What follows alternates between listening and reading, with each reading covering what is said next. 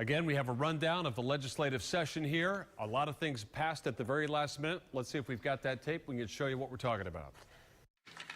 Biggest surprise this year might be the passage of a law legalizing Charlotte's Web, a specific strain of non-intoxicating marijuana found to be effective in treating epilepsy in children.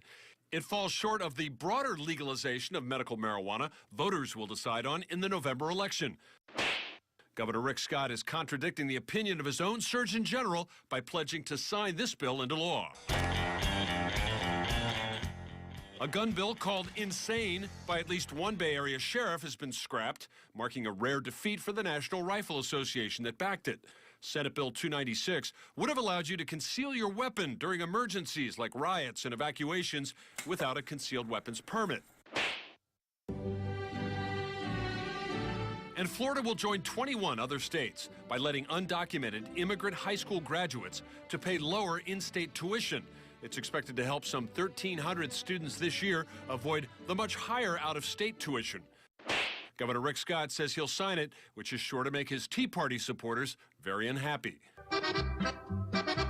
In one of the most talked about issues of the session, a bill that would have allowed craft brewers to sell beer in 64-ounce bottles called growlers, but would at the same time limit the amount of beer some of them could sell on premises, looks headed to defeat.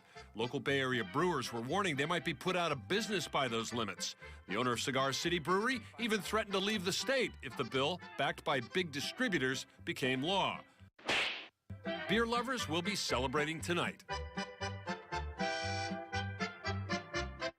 Okay, so those are just some of the highlights. We're going to cover the other bills that affect your life as they go to the governor's desk to become law. Of course, the biggest of them, the $77 billion state budget. Lawmakers are expected to vote on that at the very last minute, which will be tonight at about 8:35.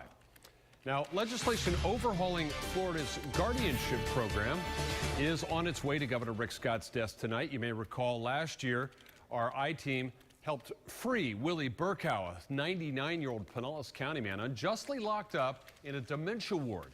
Well, a reform bill prompted by our reporting has passed the Florida House and Senate.